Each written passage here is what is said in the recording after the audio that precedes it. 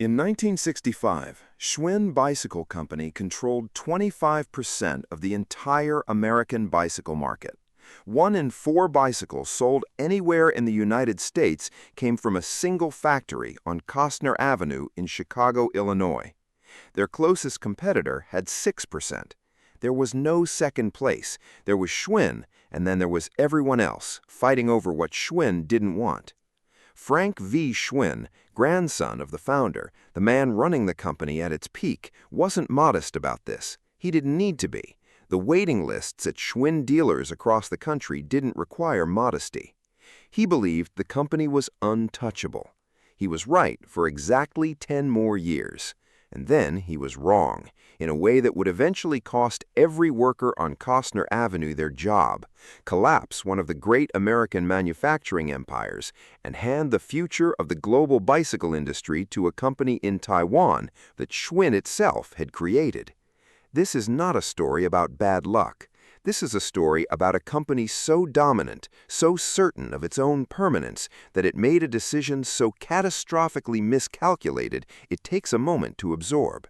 Schwinn didn't just lose their market. They personally trained their replacement, funded them, equipped them, and then watched them take everything. This is how that happened. Ignaz Schwinn arrived in America from Germany in 1891 with almost nothing. A bicycle mechanic who understood steel and geometry and what made 2 wheels behave predictably under a human body. He arrived during America's first bicycle craze, the 1890s boom. Hundreds of manufacturers, millions of riders. But the manufacturers rushing into the market were cutting corners. Thin steel, weak welds, bicycles built to sell, not to last. He started his company in 1895 and built the opposite of what everyone else was building. Heavier frames, better steel, a bicycle that cost more and lasted so much longer that the price eventually became impossible to argue with. The boom collapsed in 1900. The automobile arrived. Hundreds of bicycle manufacturers folded. Schwinn survived because the customers who'd bought his bicycles still rode them, still told their neighbors. When only serious buyers remained, they went to the company that had treated them seriously. That lesson, quality is not a cost, it's the strategy, ran through everything Schwinn built for the next 70 years, through the Depression, through the war, into the post-war boom. When soldiers came home in 1945, America went suburban. New houses, new neighborhoods, millions of children arriving into a country with space, money, and an appetite for exactly what Schwinn had spent 50 years perfecting. Schwinn had the product, the manufacturing knowledge, a dealer network of thousands of exclusive shops across the country. What they didn't have was enough factory capacity for the demand. Frank W. Schwinn, the second generation, made a choice. Rather than build a second factory, he deepened the dealer network instead. More exclusive dealers, more towns, more reach without the capital risk of new construction. It was the right call for the moment, but it also meant the factory never got bigger than the demand it was already serving.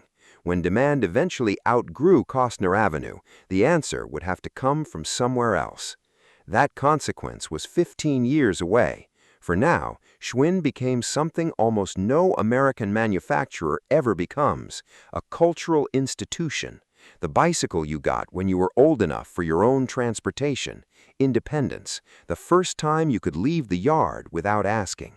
You cannot manufacture that feeling, but for 20 years, Schwinn was the only company that knew how to manufacture the object that carried it. In 1963, a Schwinn designer named Al Fritz looked at what kids in Southern California were doing to their bikes in garages.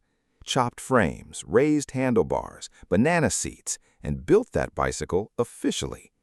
The Stingray. Short frame, banana seat, ape hanger handlebars, small wheels. Dealers were uncertain. Sales staff were skeptical. It became the best-selling bicycle in America within 2 years. By 1968, the Stingray and its variants accounted for nearly 70% of the children's bicycle market. Schwinn wasn't dominant. Schwinn was total. And Frank V. Schwinn, watching from the top, felt invincible. It was the most dangerous thing he could have felt. The first warning came from an unexpected direction. Not a competitor, a trail. In the hills above Marin County in the early 1970s, cyclists were riding old Schwinn Excelsior cruisers off-road, down fire roads, through creek beds, modifying them with motorcycle brake levers and extra gears. They called them clunkers. It wasn't a trend yet, it was a signal, the same kind Al Fritz had read a decade earlier. Schwinn's leadership saw it and didn't act. They had other problems.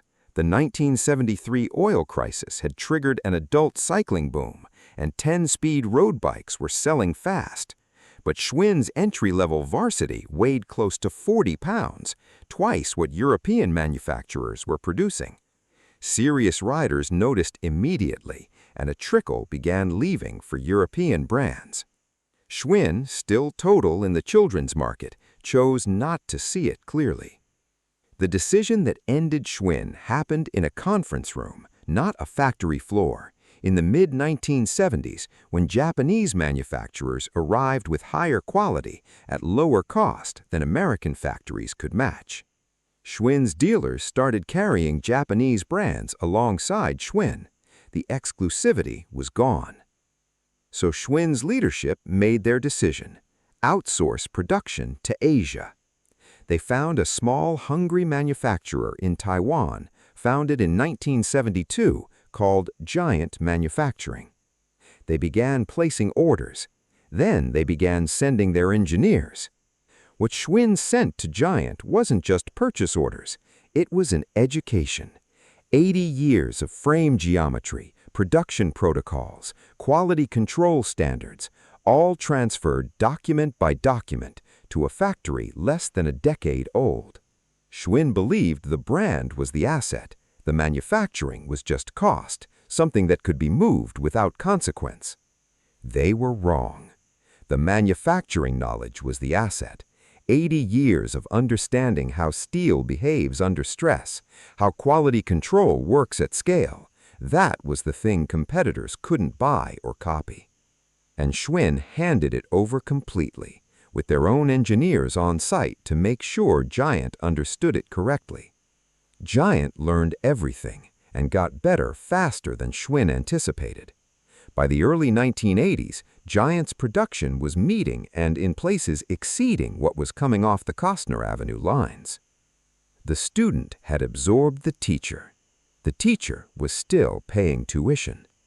In August 1980, workers at Kostner Avenue went on strike over wages and conditions, a standard dispute Schwinn had resolved before.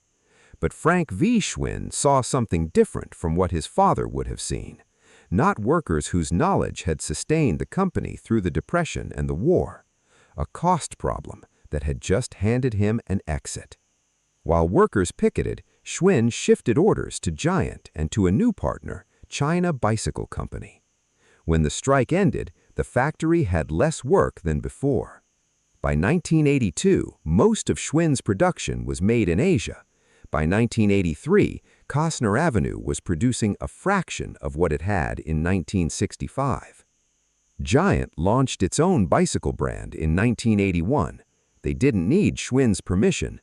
They had Schwinn's designs, geometry, and production knowledge already. What they built was, in many respects, better than what Schwinn was selling. Lower costs, newer equipment, the manufacturing knowledge of the most successful bicycle company in American history running through their systems. They sold directly to the same independent dealers that had been Schwinn's exclusive partners for decades. China Bicycle Company did the same. Schwinn had created two of its most dangerous competitors with its own resources, its own knowledge, its own engineers. It was not a fair fight. By the mid-1980s, mountain bikes, the category born on those Marin County trails Schwinn had ignored, had become dominant in American cycling. The companies that defined it weren't Schwinn. Trek, Specialized, Cannondale, American manufacturers built specifically to serve the rider Schwinn had failed to hold. Schwinn entered the category late, with products that felt compromised. The Stingray had once defined a category. The mountain bike products did not. The dealers noticed. The riders noticed. In 1992, Schwinn Bicycle Company filed for bankruptcy. It wasn't a surprise to anyone watching. The factory had been closed since 1983. The workers had been gone for nearly a decade. The brand was purchased by investors with no connection to Chicago. The name, the trademark, the history. Not the factory, not the workers, not the thing that had actually made a Schwinn for 87 years. It changed hands again in 1997 and again in 2001. Today, Schwinn bicycles are sold at mass-market retailers, manufactured overseas, without the engineering culture of Kostner Avenue or the dealer relationships that made the name mean something for a century. They are not bad bicycles, but they are not Schwinn bicycles. Not the way that word meant something to a child in 1955 who rode one until the tires wore through, then got new tires because you didn't throw away a Schwinn. That bicycle no longer exists. Giant Manufacturing is now one of the largest bicycle manufacturers on Earth, billions in annual revenue. The company Schwinn created, funded, and educated with 80 years of its own knowledge. That company won. And here's the uncomfortable part. Giant didn't do anything wrong. They learned what they were taught. They built what they were shown. They competed when they were ready. The error was entirely Schwinn's, the error of a company that confused the brand for the business, that looked at 80 years of manufacturing knowledge and saw a cost to reduce rather than a fortress to defend. Ignaz Schwinn knew in 1995 that the name on the box is nothing without the hands that built what's inside it. The men running the company in 1975 had forgotten that. The workers on Kostner Avenue hadn't forgotten it. They paid for that forgetting anyway, with their jobs, their factory, their livelihood. The building on Kostner Avenue still stands. It doesn't say Schwinn on it anymore. The child who got a Schwinn in 1955 is in their 80s now. They remember the weight of it, the feeling of speed on a summer afternoon in a neighborhood that doesn't look that way anymore. Nobody makes that bicycle anymore.